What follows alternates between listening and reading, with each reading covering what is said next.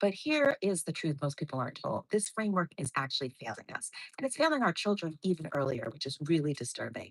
If health were just a math problem, more people would be healthier. But humans are not calculators. We are complex biological systems that are shaped by stress and sleep and hormones and emotions and trauma and environment.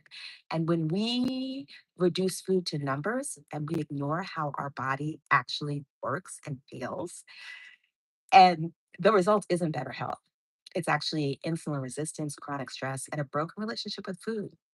The thing that worries me most is that our children are learning this now before they can even understand. In this video, I want to explain why diet culture doesn't heal metabolism and actually worsens it, and what I do differently as a physician who has worked in critical care and lifestyle medicine.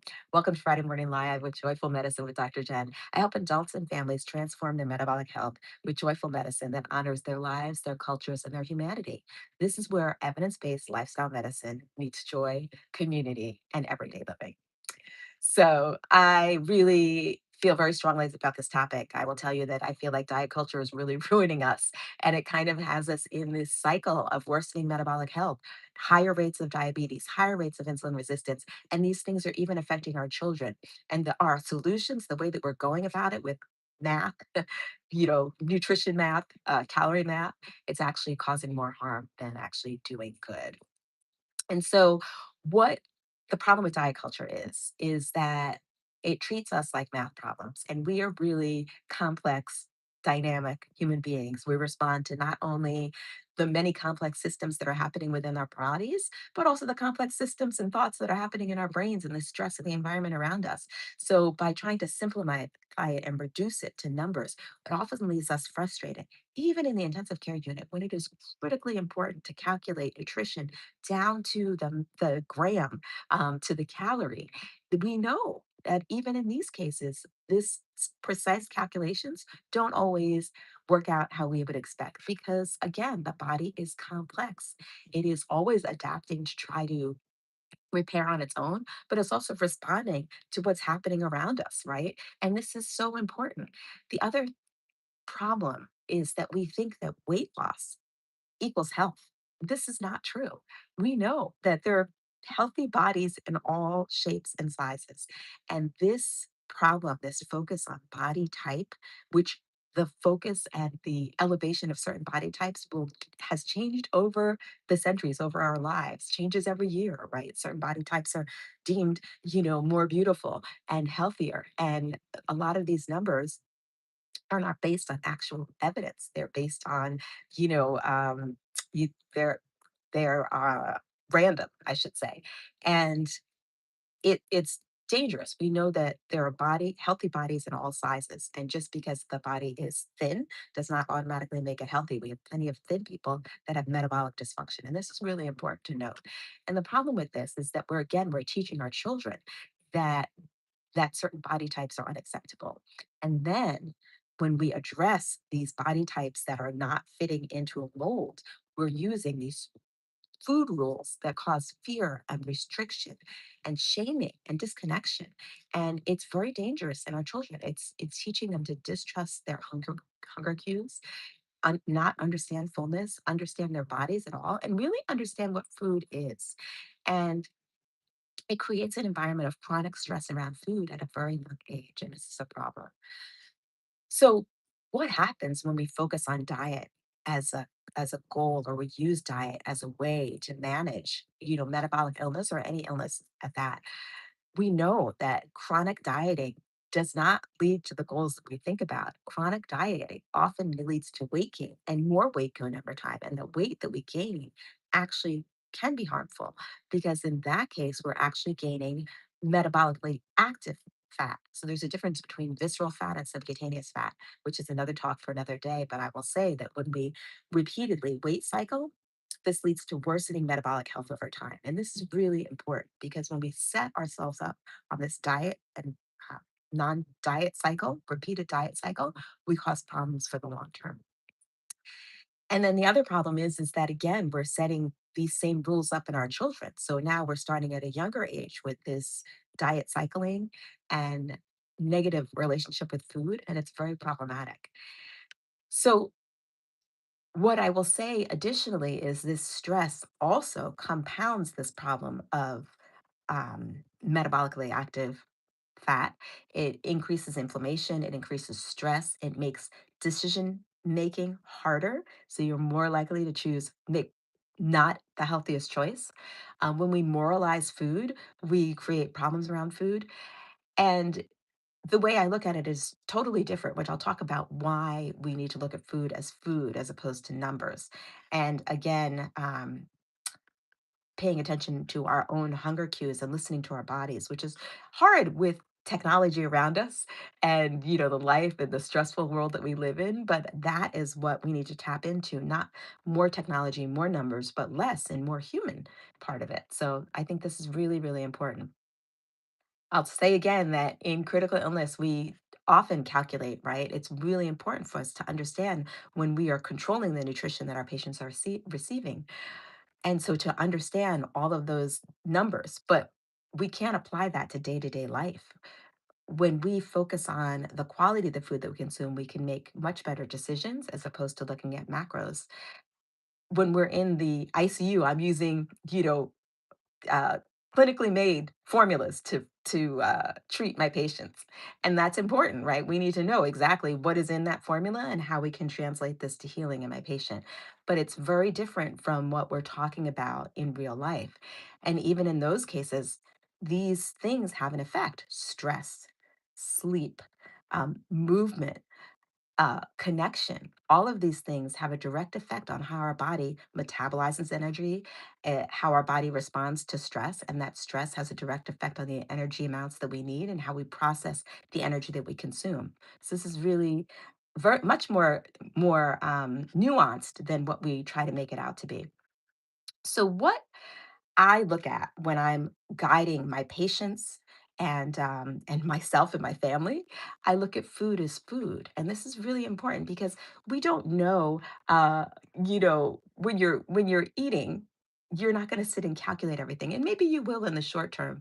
But what happens over time is we're not going to do that. So really looking at the quality of the food and the foods that are most important to include abundantly, right, is understanding the foods to include. So, fruits and vegetables, whole grains, beans and legumes, nuts and seeds, and understanding the food types that we should include. And that's what I teach my patients, my parents, my children to focus on the types of foods that we consume, not vilifying one food or the other. Because when we focus on improving the quality of the food that we consume.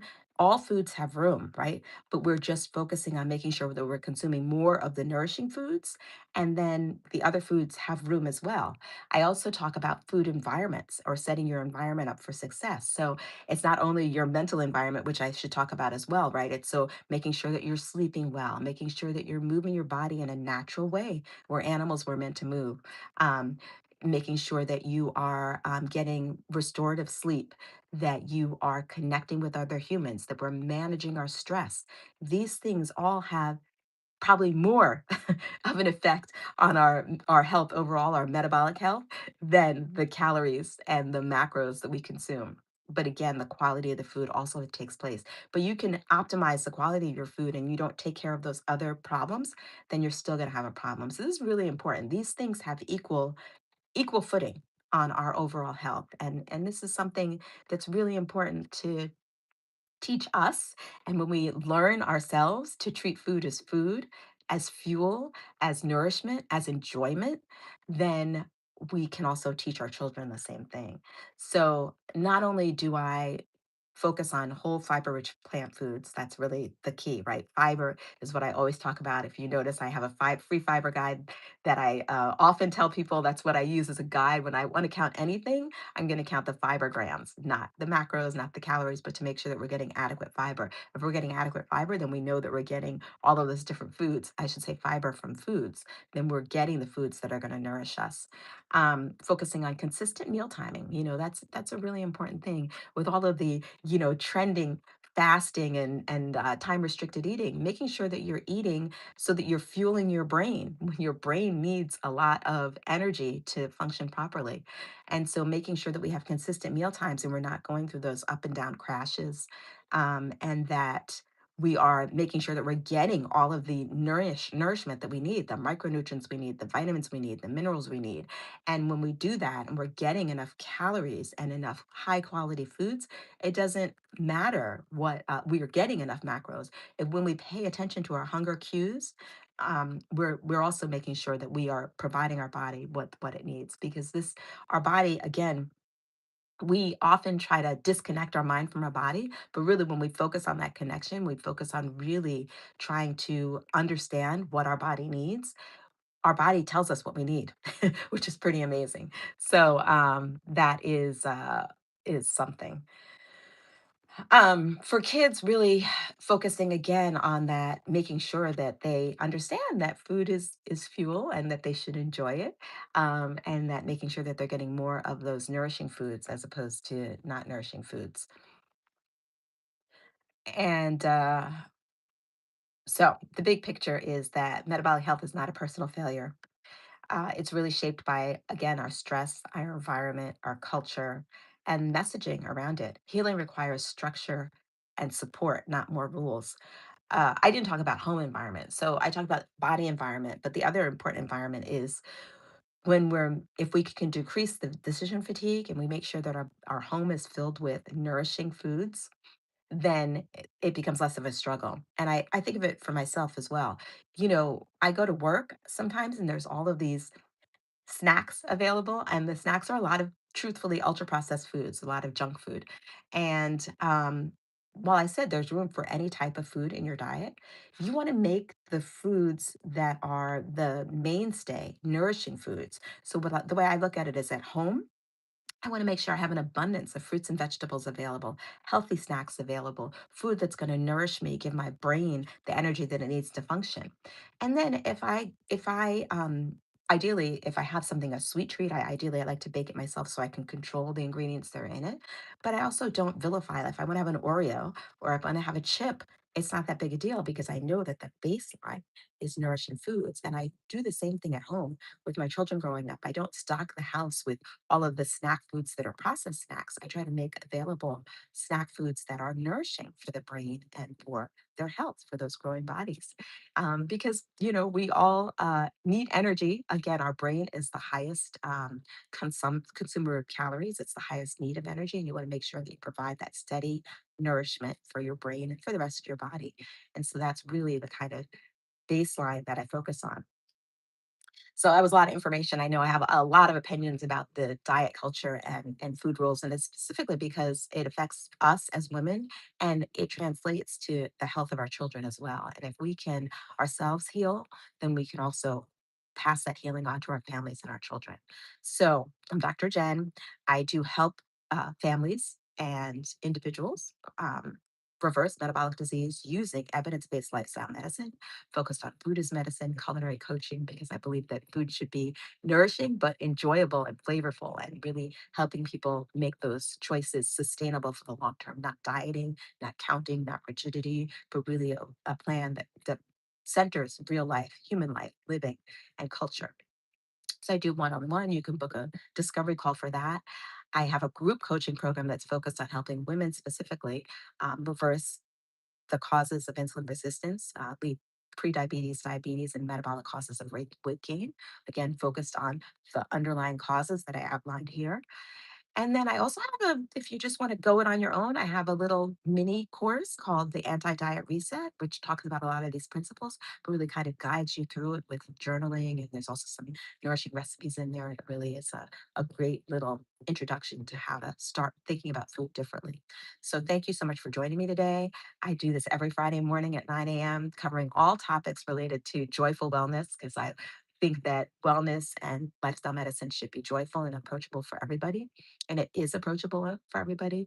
And I believe that when you have the evidence and the information that you need to make good choices, that you're able to do that. So I love helping people connect the dots. So thank you again for joining. Join me again every Friday morning, 9 a.m.